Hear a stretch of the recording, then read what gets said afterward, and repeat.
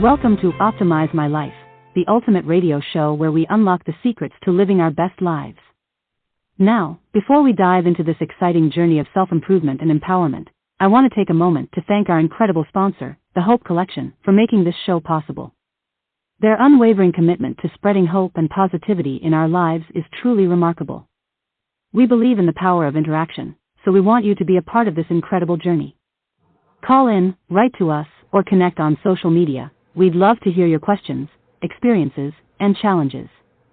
Together, we'll create a thriving community of like-minded individuals, supporting each other to thrive and shine.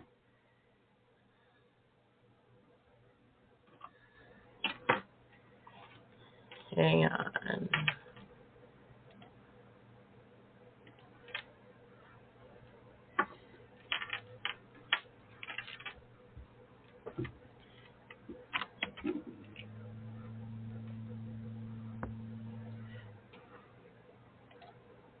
Okay, now can you hear me? Yes, I can. Can you hear me? All right. Can you hear me? Let's try this. It might be my guest audio. All right.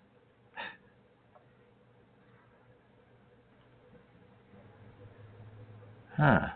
Okay. End the connection. No, I'm not muted. Huh. Okay. Okay, now I can hear you. Oh, perfect. Perfect. Good morning. How are you? Good. Good. How about you? Doing well. Thank you. Love it. Beautiful day here in New York, so all is good. Yeah, for some reason my computer is having audio issues. Oh, no. The good thing for technology, there's always a loophole. Yeah, I hope so. There's always a plan B. So, ladies and gentlemen, it is Friday. It is Hometown Heroes.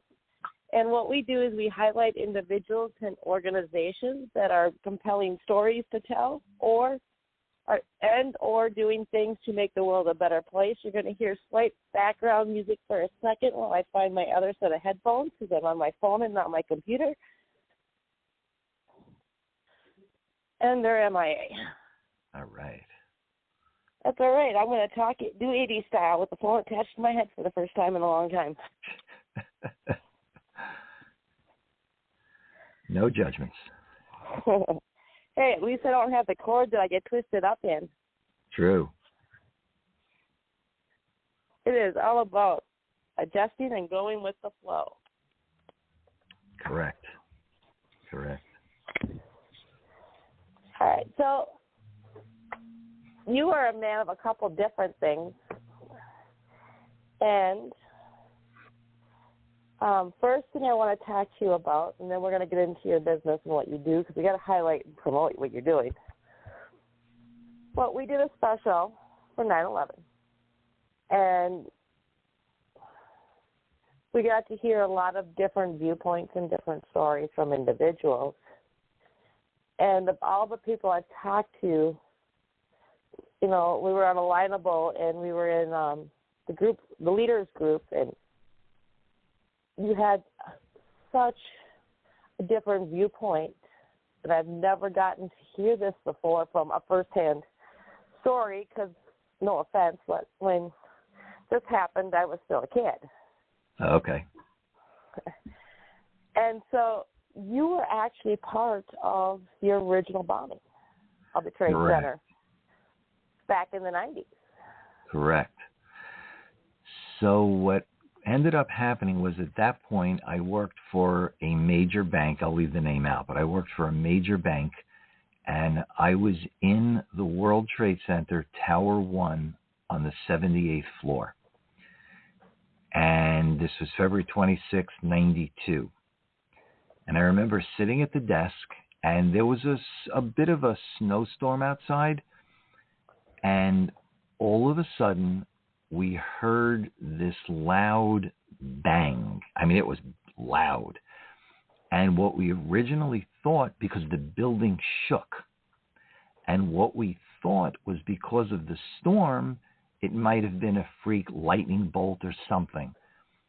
But as we're sitting there, we started hearing more and more sirens, and we realized something was not right. And all of a sudden, the lights went out. And of course, the electric all goes off. So we all realized something was wrong. We grabbed our stuff and headed for the elevator. Now, the 78th floor was one of those staging floors. But we all knew that if something was going on, it was probably not a good idea to take the elevator. So we open up the door to the stairway, and of course, the lights are out. So it's pitch black. So from the little bit of light that we could get, we were able to find our way to the top of the stairs, and with our left hand holding on to the guardrail or the banister, we started to slowly walk down, flight at a time. Now, mind you, it's pitch black, cannot see 2 inches in front of you, and as we're walking down, we start smelling smoke. Because I'm going to interrupt you one quick second for our younger listeners, a.k.a. the millennials and younger than that. We didn't have cell phones at this time, because this is going to be one of the first things people are going to think is, why don't you pull your cell phone out of your pocket? The flashlight on your cell phone. Correct. There was no cell phone, so thank you for saying that. So we grab on with our left hand, and very slowly we start to walk down the stairs, floor after floor. Pitch black, and the smoke is now coming up. But because the power went out, the fans at the top of the staircase didn't work either. So there's nothing to pull the smoke out. So for some reason that day, I had 2 handkerchiefs in my back pocket. And I put them both over my nose and my mouth. And I managed to walk slowly down to the 46th floor, where somebody had opened up a door, which was smart, and we got some light, and we went off and stayed in an office for about an hour and a half until the firemen could come up and they could say, okay, it's time to come down. By the time I came down, it was 2 hours. I was covered in black soot, and all the way down, all I kept thinking was, I'm going to die. That's all I was thinking. And the next, between those thoughts, I kept saying, did I pay my life insurance? Because I had just bought a house. I just had my wife and I just had our second child. And all I kept thinking was, I'm going to die and leave them alone. At least financially, would they be okay? Managed to get down to the first floor and went out of the building. And it took me a couple hours more for me to get in touch with her and to get home. One of the worst nightmares I will ever experience, and hope nobody ever goes through that again. But that set me up for understanding, to a certain extent, 9/11. Because while we should never, ever forget 9/11, most people don't remember the bombing in Tower 1. So as I continue to go through, and everybody I know goes through, we always remember the 9/11 victims, the people whose families were totally ripped apart from losing a loved one.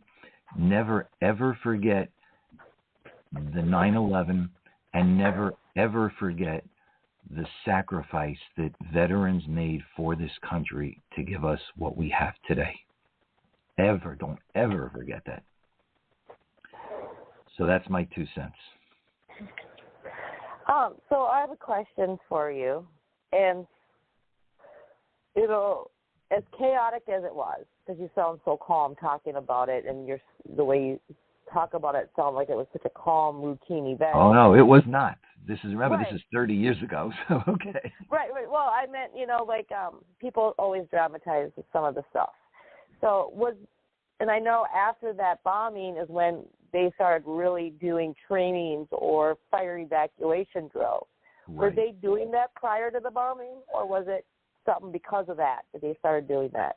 I believe it was because of the bombing. Yeah, I don't believe they did as much as they could or should have done prior to it, which of course is a mistake, but again, hindsight is great. Well, that you never think that, it's ever going to happen.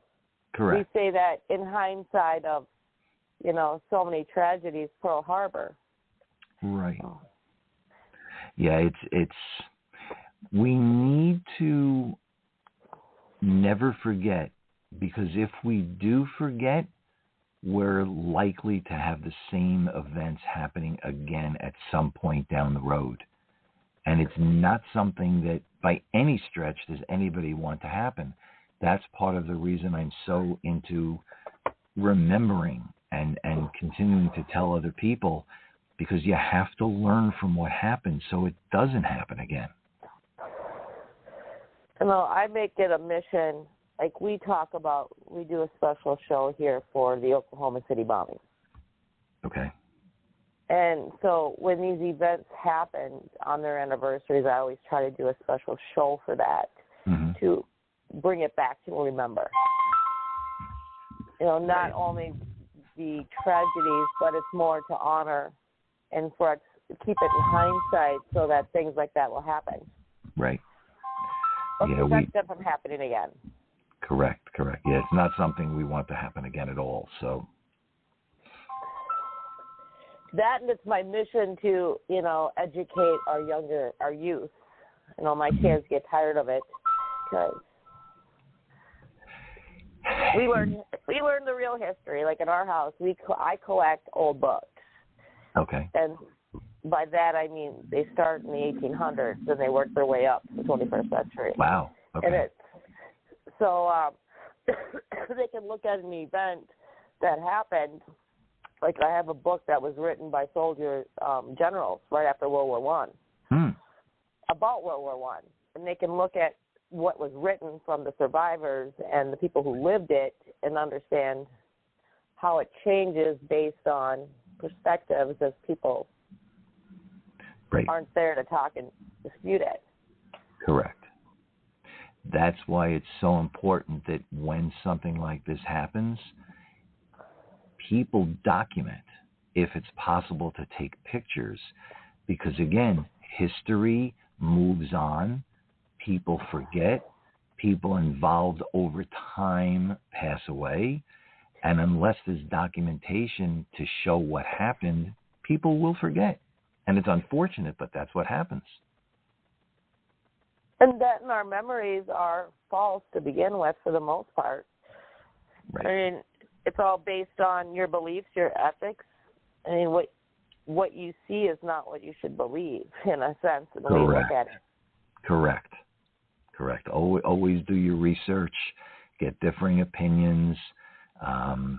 Decide for yourself. Don't always accept what's being told to us, because we know it's not always accurate. And again, that's done by design, but that's a whole different discussion. Oh, I completely agree with you. Anyone who studies psychology understands fear is a great way to control a mass population. No question about it.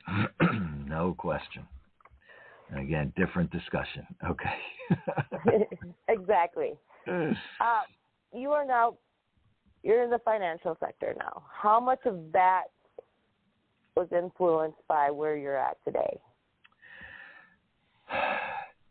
Quite a lot. I was working IT for many, many years. And what this event of the bombing of Tower 1, what 9/11 showed me, at least to me, was we are totally unprepared from a financial perspective, completely unprepared. I know it woke me up that I think I'm a fairly educated guy, and I had no clue when this was going on where to put money, how to protect it. How come I'm running short every month? I don't understand why. And it really woke me up to say, if I don't understand this, and I think, again, my opinion, I think I'm a fairly educated guy, and I didn't know this, nobody around me knows this either. So part of my mission was to start to share information on basic things. How do you budget? How do you not run into the red every month? How do you not get into credit card debt? And these are things that as I get out there and talk to more and more people, they're all in the same boat I was in. Well, again, that's... I'm sorry? Point. I'm going to interrupt you for one second. You brought up a really good point. And I never thought about this till you brought this up. When you were in the situation you were in, the first thought that came to your mind was your life insurance, making sure your family was taken care of. Correct. When you look back at old TV shows and old movies from, the 60s back, you get married, you make sure you have insurance. It's like the thing you do once you got married. Mm-hmm. And it seems like once the 70s, more into the 80s and the 90s, we still got married kind of young, but you never thought about that. Correct. The mindset changed slowly, where I'm good for today, I'll deal with today, I don't want to deal with the future. And that slow change in mindset may have been good for the time, but as that group of people now get older and a spouse or a partner, something should happen, where do they get the money? And I'm seeing more and more lately GoFundMe pages because people are not prepared for that inevitable time when something happens. And it's not, again, from my perspective, it doesn't have to work that way. Because for a very, very small amount of money, you could not only be prepared for you when something happens, but you could also leave a legacy for your for kids and grandkids.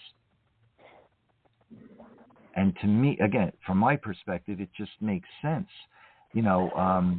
Forgive what I'm about to say, but, and I don't drink coffee, so this is where my comment's coming from. Do you need to go into Starbucks 3 times a day for a cup of coffee? Can you do it twice a day? And that extra 1 cup that you're not buying, if you multiply that by 30 days in a month, you just bought yourself life insurance, and now you're protected, your spouse is protected, or your partner's protected. It doesn't take a lot, but think about the bigger picture down the road, and that's my whole perspective on it. No, and I see this a lot.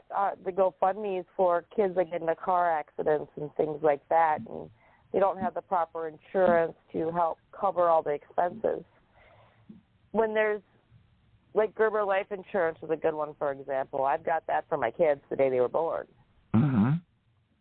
So anything happens, I got it for the reason of, hey, they can cash it in at 18 or 21, either get a house or, right. go to college. But in case something happens, it's there. Correct. And here's something that I read a couple of weeks ago, which really shocked me. And again, I have to take it as factual because I don't know any different.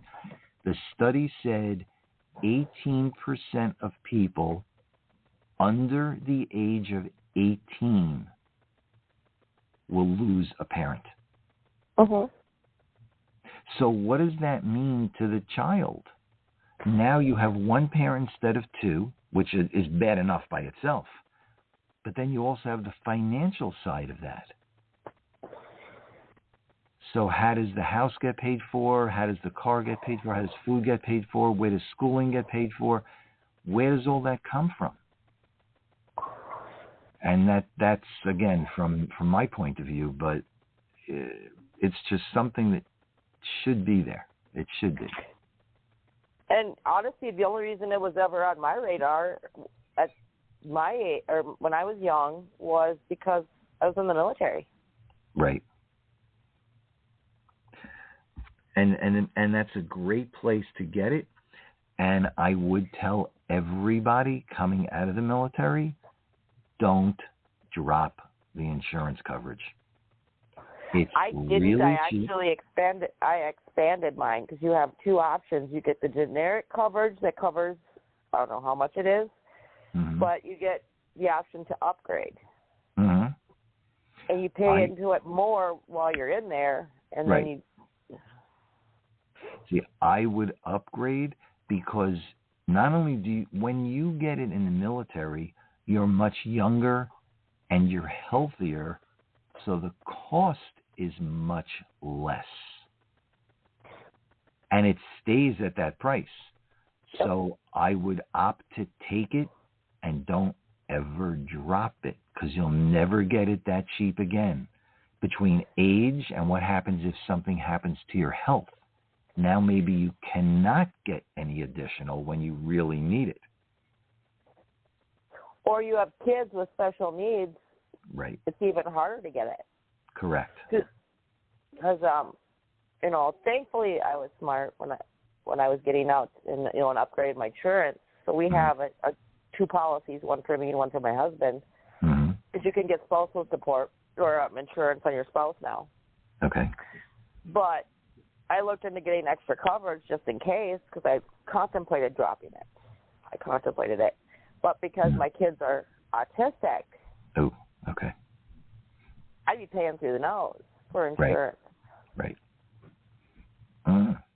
Yeah, no, you're better off. Like I said, when the time to buy is when you're young and healthy, because you can get more coverage for less money. And depending on the type of coverage you get or the type of policy you get, that rate never increases.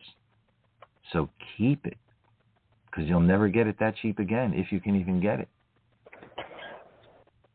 And, people don't realize if shit hits the fan, you can always borrow from that. That depends on the type of policy you have. Not all policies have cash in them. So you got to be careful with that, what you have. Yours does, and you're fortunate that you have that type, but not every type does. I was fortunate to have a smart friend that walked me through the process. And that's the one thing where a lot of service members, we don't learn. And I struggle with that. Right. And I love what you do, because you not only you teach families and people how to pay bills and how to budget. Right.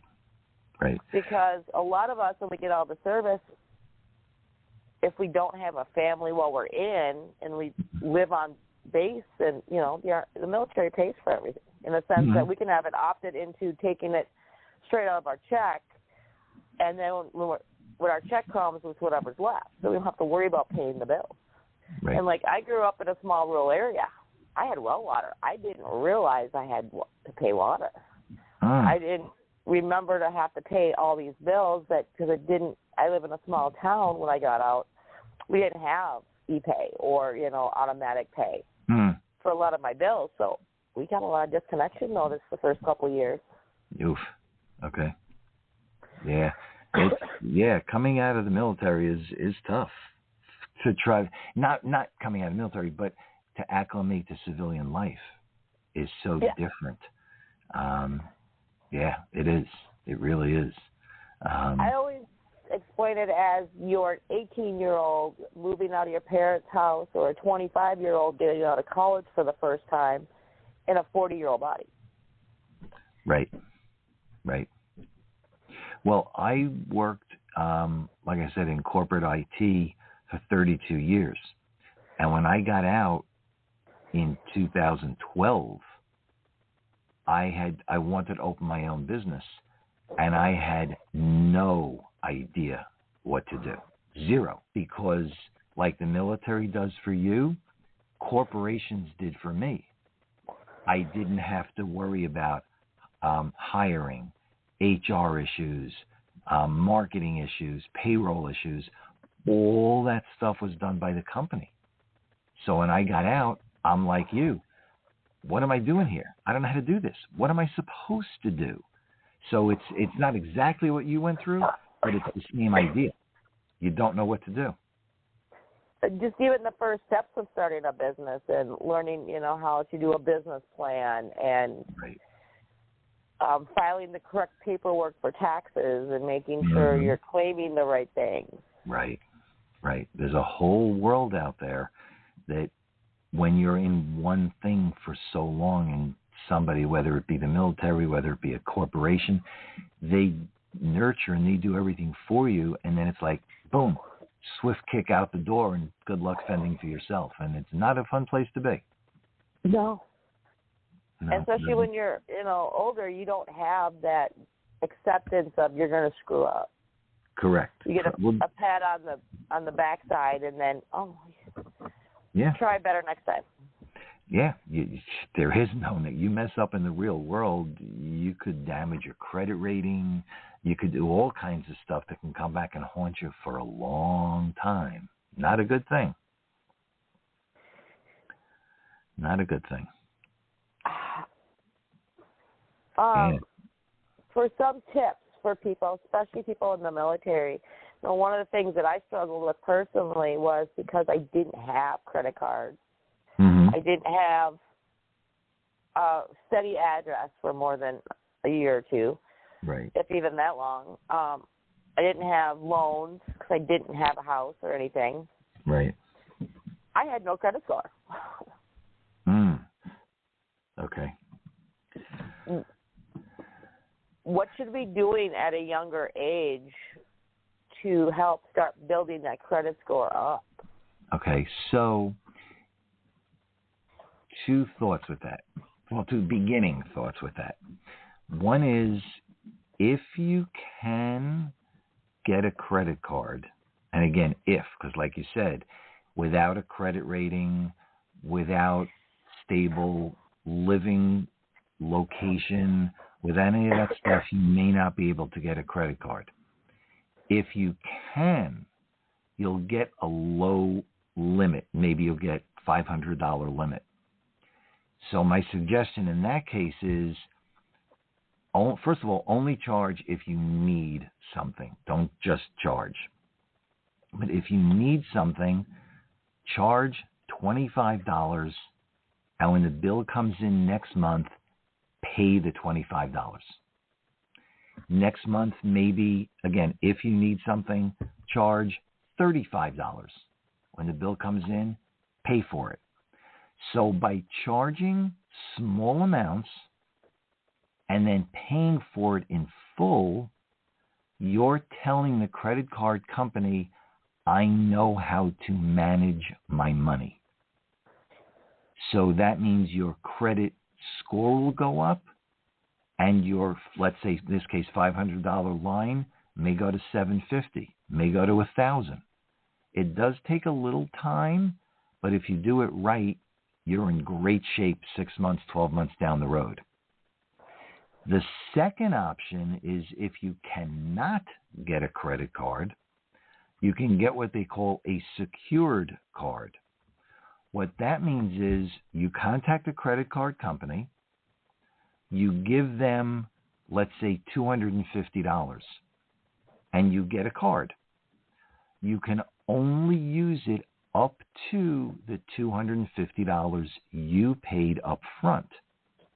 If you want more credit, put more money on the card. Now, the reason they do that is they don't know who you are. You have no credit rating. You have no history. You have to build it from scratch. But once you do that for 3 to 6 months, then they may say to you, you know what? You've been doing this consistently. You're showing you can handle money. We'll leave you with the 500, but you no longer have to put that money up front. Again, take some time, but start somewhere. And that's the way to do that. You can start with $100. You don't have to have $250 or $500. Start with $100. And then work your way into it slowly. The reason I say pay it, if you charge this month, pay it in full next month, is because I have a personal thing that says I refuse to pay interest to a credit card company. That's my own personal thing. But knowing that the interest rates out there are 20, 25, 30%, why would you pay interest if you really don't have to? That's why I make that statement. And that's the way I would build credit.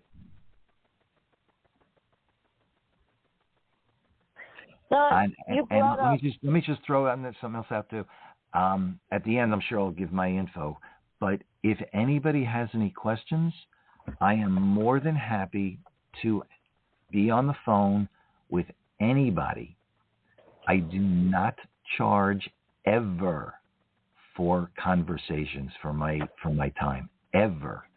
So if you have questions, please drop me a line, email, text message, something, and I'll get back to you. And we'll have a 10, 15-minute conversation. Ask me your questions. This is 100% to help you with information. That's why I do this, because I want to help any way that I can. Well, you brought up a point that confused me just a little bit because I keep hearing the opposite. Is that you're saying that it's better to buy little and pay it off at once, when I keep hearing it's better to, pay it off in chunks. You could pay it off in chunks if you want to. But again, my personal thing is never pay interest.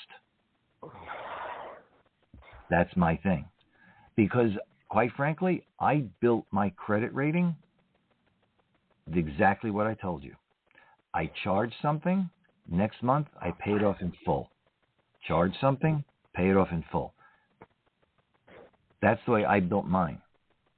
And I'm okay. Well, what you say makes more sense. It may take a little bit longer, but if your credit's low and you're struggling, why throw extra money away that you don't have? That's exactly the point. If you don't have enough to eat, why pay interest? Because that's a meal. That's exactly why I have the approach I have. It makes the best use of the little bit of money that we all have. That's why I do what I do.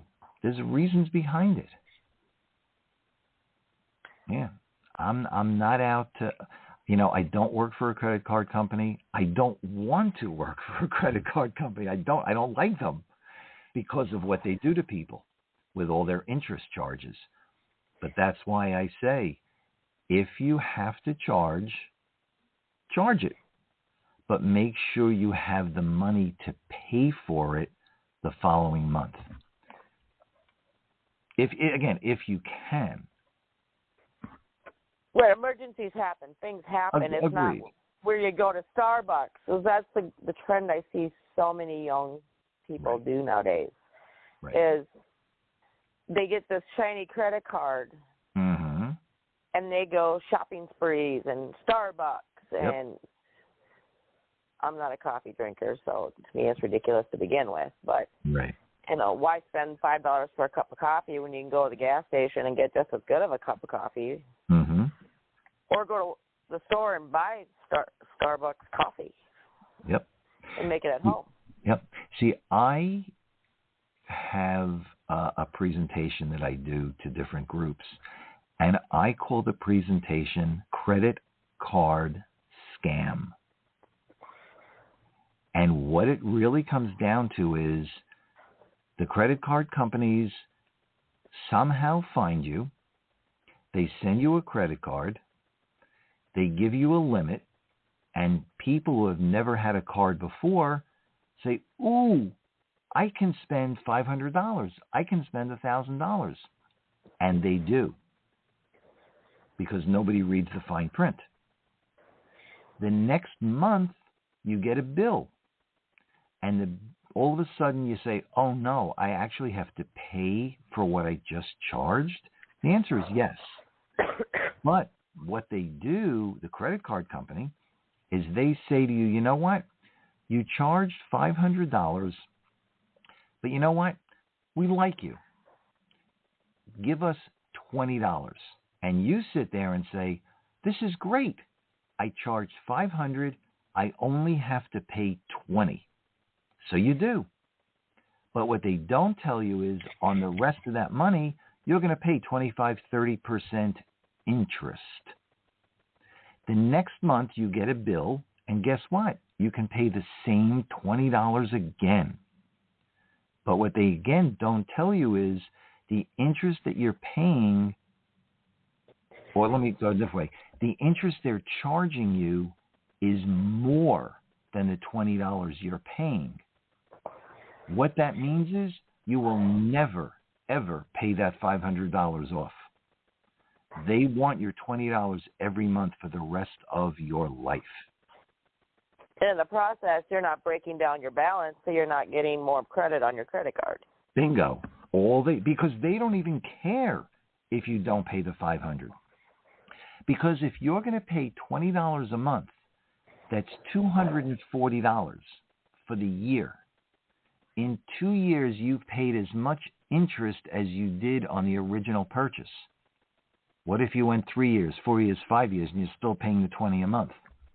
That's why they don't care about the $500. They want the interest because they're going to make a lot more money that way. And that's why I don't like credit card companies, because they're ripping people off all over the place. Now, with identity theft and all this stuff going on, they have a new option, and that's where you can take your kids' credit line or their Social Security number and lock it. Okay. And I think, well, yes, you can. I'm all in favor of saying to a kid, I'll give you a credit card with a $50 limit. So that's all you can charge is $50. And typically you're going to go out and charge the $50. Mm-hmm. But unless you repay that $50, you're done. You get no more. So that's the way to start changing the mindset that if you charge, you have to pay it. If you pay the $50, we'll bump it up to $100. Then we'll bump to $150. But unless you show me that you are responsible enough to pay for what you charge, you're done. You get zero more after that. That's the way I tackle that. I know my kids aren't quite old enough yet, but my thought was with them is getting them a card, like a debit card first. Right. And then putting their allowance on it. Right. You could do that. You could absolutely put a debit card. That's almost like the secured card, where you're putting on $10, $20, $50, and that's all they can charge. That's all they can use, and then they're done. So in that respect, teaches them also not only about money, but it also teaches them what's important. Is a Starbucks important to you? Is the latest iPhone important to you? You know, the latest, game, toy, whatever. Pick and choose what's important to you because you only have limited funds. So it teaches some accountability, some responsibility. Yeah, I agree with you. Do it that way. Yeah. Well, and that's the hard part now with kids is that, they're making $15-20 an hour to flip burgers and do. Right. So they have a lot more money than they used to. So, I remember back growing up, when you hit that 17, 18 range, credit card companies would automatically send you a credit card in the mail. Right. And they still do. But that's part of what I call the credit card scam. Once you hit 18, they find you, they send you a credit card, and that's where, unless you know what you're doing, you find yourself in trouble quickly. Yeah. Yeah, it's unfortunate, but that's the way these companies make their money. They prey on people who don't know any different. And the sad part is, until you're 21, your kids get a credit card. As a parent, you're responsible for it. No. If you're 18, you're an adult. Depends on your state. Okay. True. Good point. But even in those states where at 18 you are, I know New York, I believe when you're 18, you're an adult. You sign it, you're an adult. You're liable. Minnesota set it up as you're not competent as an adult till you're 21. So, parents have to pay child support for a child up until they're 21 years old. Wow. And yeah, New York, that's 18. Okay. Wow. I know my brother-in-law got divorced, and he had to pay child support just until they were 18. And then he did further, but he didn't have to. Yeah, I hear it, even medical bills. If your child's 18, parents are still responsible for it, even though your insurance doesn't necessarily cover them. Got it. Because insurance will only cover you till you're 21 if you live in the house or you're going to college. Okay. Yeah, here, 18. Wow. Interesting. Very interesting. I had a friend that got into debt because her kid got a credit card, didn't know it. And then she's thinking that, he's of age, he doesn't have to worry about it. Nope. The collection agency went after them for it because they were 19 years old. Wow. I would not be a happy parent if that was the case. Not at all. Not at all. Wow. But I think truly that's where we're failing these generations of kids is we're not teaching them responsibilities. We're not teaching them how to pay bills, how to do things that we were taught by our parents. Correct. So many people blame the schools. The schools are supposed to teach that stuff. They're not. So what I was just going to say, I read something a couple of months ago that only 4% of the schools in this country teach anything related to financial literacy. 4%. So what I do now in New York, the part of New York that I'm in, I'm going out to high schools and I do a free 30 to 45 minute interactive discussion around the very basics of money. Very basics. Interactive, no computers, no PowerPoints, no anything. This is purely interactive. And you'd be surprised some of the comments I get when they're done, not only from the kids, but from the parents who don't know this stuff either. And that's the scary part. So the parents don't know, then the kids won't know. Back in the day, it used to be the only kids who got that financial teachings were the kids that struggled in school and were in basic math.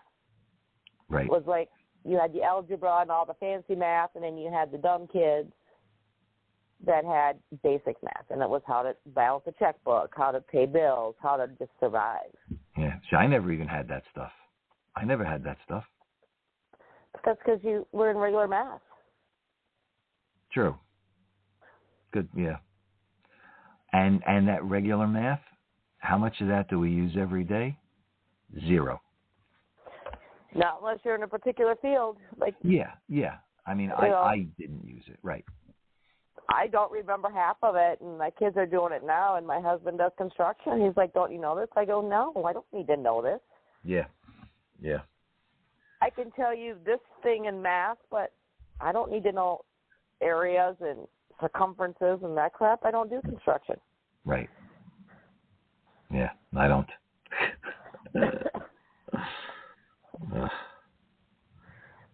Yeah. And I truly believe we need to redesign our education system and go back to having home ec and stuff like that to learn how to survive in the real world. We spend way too much time dependent on electronics to survive. Absolutely, 100%. There is a significant lack of basic skills. You know, how do you change oil in a car? How do you balance a checkbook? You know, just as examples, basic things, like you said, home ec classes, home economics classes, where they would teach you basic skills. How do you cook? I don't know how to cook. I don't. I mean, you were yes, a guy during a certain time period where you weren't supposed to know. Right. I mean, yes, I could. You're going to laugh at me. I could boil water. I could make pasta. I know how to use a microwave. I know how to turn on an oven. But when you really get down to it, I really don't know how to cook. I'm reliant on other people, and that's not a good thing. The scary part is with COVID shutdowns all over the world, we didn't learn from that mistake. You know, mac and cheese in a box and ramen soup became a commodity, and TV dinners again. You know, it just taught you and showed you how many people really don't know how to survive in a basic world. Right. And it was even worse because my kids looked at the box the other day because I never read the instructions on mac and cheese. I've been making it forever. And she goes, Mom, there's pictures and directions. And I'm like, huh? It actually now tells you need to drain the water out of the macaroni before you add the ingredients. Yeah. I know. But they have to, though, because there's so many people who really just don't know because they've never been exposed to it, that they really need step by. And I'm one of those people. I'm not knocking anybody. I'm one of those people that needs those specific instructions because I was never exposed to this stuff. So, we are really, as a society, going backwards instead of going forward. Yeah, we are. And I mean, another scary thought, but okay. Well, the only reason I'm more aware of it is, one, I grew up on a farm, so I grew up learning how to do everything. My grandma's idea of instant food was making spaghetti. Okay. You know, once in a blue moon, we'd order a pizza. Otherwise, she handmade bread. Wow. Okay. That's a skill by itself, yeah. Yeah. I suck at it still, but that's okay. But, you know, my kids, you know, being autistic, I learned to step back and stop doing everything for them. And when I get them reassessed and the social worker comes out and she looked at them because they were hungry, they went and got a pizza, put it in the pizza oven. And they're like, well, they can do that? And I go, yeah, can all kids? She goes, no, this is something that most autistic kids don't know how to do because so many people do everything for them. Right. I go, oh, no, my goal is they move out of my house. Yeah, I got They do something. And that's the sad part is these generations of kids, they go to college and they move back in. And parents now, instead of preparing them for reality in life to eventually, because our goal, when we were kids, it was you graduate high school, you got a job and you got a place, or you went to college and got a place. Correct. And now it's, no, we come back to Mommy and Daddy's house, and Mommy and Daddy builds an addition on so that you have your own place in our house. Yeah, you want to come back, it's the same option. Work or go to school. You cannot sleep all day long. It doesn't work. You sleep all day long, go out at night and party. Not an option. Not an option. And if you work, you pay rent. Correct. You don't live here for free, playing on the internet, watching YouTube videos, and trying to make a living being an influencer. That's never going to happen. Nope, because if you want to sit home and do something all day, I disconnect the internet. That's it. Yeah, there are ways around it. And if you don't like it, move out. Mm-hmm. Move out. Again, I'm not saying be a bad parent. I'm saying people need to grow up. People need to mature and understand how the real world works. It's not always pretty by any stretch, but you have to experience it. Otherwise, you're going to have a bigger problem the older you get. And it's harder to learn things as we get older. We get too set in our ways. Correct. Absolutely. That's what I'm saying. Kick them out early. It may be a harsh thing to do, but it's better for them in the long run. And when that's, there was a big article written about it, about how parents are so in this mindset that we have to make our children happy. We teach them to be happy and give them the tools to be happy. It's not our job to make sure they're happy. Correct. Yeah, that's this whole age of entitlement thing. Nope. I'll give you the tools. Go make them work. Here's the tools. Go build the box. Build the house. Build something. Do something. Just go. Right. It's like kids used to. Back in my day, I'm sure it's the same as yours, you never said the words "I'm bored." Oh, no. They found something for you to do. Yep. Yeah, never say you were bored. Never. Yeah. My daughter did once. Just once. And she learned how to clean really well, military style. Only because I go through the house like once a month and I deep clean. And I do the military work. I do the actual GI party. My husband fell for that once. Just once. When I got out, I looked at him, and he was a bachelor for years, so, the house wasn't girl standards, and definitely wasn't military standards. And so I go, let's have a party. He goes, sure, what kind? I go, let's have a GI party. So if the civilians who don't know, a GI party means you're going to spend the day cleaning. Oh, okay. I'm like, well, we have to get up. We have to start cleaning to get ready. And he's like, okay. So I made the list and stuff, and he looks at me at the end of it, and he goes, where's the party? I go, you did it. I said you wanted a GI party. And he thought that my military buddies were all coming over. I'm like, hell no. He never asked what a GI party was. No. He just assumed GI meant military people were coming over. Right. You got to meet some of my friends. And I go, no, not the way this house looks. No. Not happening. Let's try another one. Yeah, he's learned now. I've tried that a few more times, but no, he pays attention to what I say now. Good. No, that's a good thing. I always emphasize words are important. It's the words you use.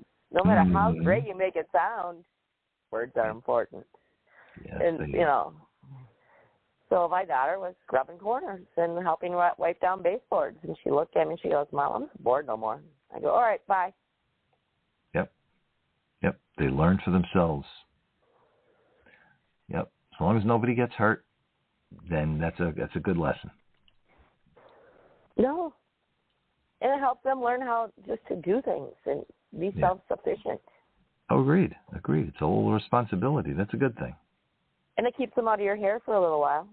Yeah, it does. Yeah, again, they have to learn somewhere. So better to learn in the house where it can be controlled and it's safe than to go out into the real world and potentially have a problem. And that's where I think a lot of parents make the mistake. They assume that they know this stuff when they find out afterwards. Yeah. Especially, I've worked with a lot of teenagers and they get that first bit of freedom because they lived in such a controlled environment that parents did everything for them. Right. That first month, they crash and burn. Yeesh. Yeah, not good. Not good at all. Wow. Ugh. So, before we run out of time here, what are a couple key things for people to know? In relation to? Financial and in life. Preparing, just remembering and preparing. So one of the things that I would say to people, which, again, I never knew, ask for help. We all are smart and know things in our own little world, but there's so much out there we don't know. So don't be afraid. Don't let your ego get in the way. Ask for help. You can, the internet is some method, but again, anything can go on the internet. It may or may not be right or wrong. Nobody knows because you can put anything you want up there. But ask people that you can trust about everything, about money, about where to go find a job, about what kind of car, where to live, whether you should or should not sign a document. If you're not sure, ask a question. There are plenty of people out there who are willing to help, so ask. Again, you may not like the answer you get because it may not be what you want to hear, but if you get the truth, you're better off. Then you have to make the decision, do you or don't you? But always ask the question. Even when it comes to money, what should I do? Should I, shouldn't I? What are my options? These days, more and more, money is harder to come by. There's less jobs around. How do you preserve what you have to last as long as you can? These, again, biggest thing, ask the questions. I said it earlier and I'm saying it again. I'm here. Give me a call, give me a text message, give me something. Tell me that you heard about me on this show. This way I know where you're calling from and you're not some stranger calling. Okay? And I'll spend a couple of minutes with you and I'll answer your question. Don't be afraid to take a risk, but understand the consequences of that risk. Should I cross the street? Make sure the light's green. Should I buy this particular thing? But if I do, will I have money for other things? Should I trust a person or not? So understand that if you do something, what's the good side of doing it and the downside of doing it. Two sides to everything. And remember, there's always options to doing anything. And one of the options you have is to say no. You don't have to do everything. You don't have to agree to everything. You're smart. You're caring. Don't get taken advantage of. Ask the people. Ask them, why do you want me to sign this? Why do you want me to do this? Don't be afraid to ask why. And that's a lot of what I'm going to say. And don't forget about things that have happened in our history. Correct. Never forget. If we don't continue to remind people of the Oklahoma City bombing, the World Trade Center bombing, 9/11, if we don't continue to remind people of what happened, over time, they're going to forget, and then the same things will happen again. And by not forgetting and talking about it, talk about how it really happened and not whitewash it. Correct. Be honest. People have to understand the severity of what happened. Absolutely. Because we're so happy everything and whitewashing history and eliminating the bad parts. Right. Absolutely. All right. Is there anything I can give you as we wrap up? Send me a message either on Alignable or in my email with your contact information so I can throw it into this description. Okay. And so that people can get a hold of you and know where to find you. Perfect. I will do that in a little bit. All right. And then when I get it updated, I'll send you a copy of the link for the show. Perfect. All right. Thank you, Mary. Thank you. Yes. And thank you for joining us today. Join us back here at noon Eastern Time when it is all about the Golden Rule Society and the Kindness Club, hosted by our very own Captain Len Kane, the man, the myth, the legend, the man who has been nominated 5 times for a Nobel Peace Prize, a Humanitarian Award recipient, and the original Top Gun Maverick, the man who helped create the Malamar Naval Academy. Perfect. Thank you, Mary. Thanks, everyone. Thank you. Have a great day. You too. Thank you. Take care. Bye Bye-bye. for now, everybody.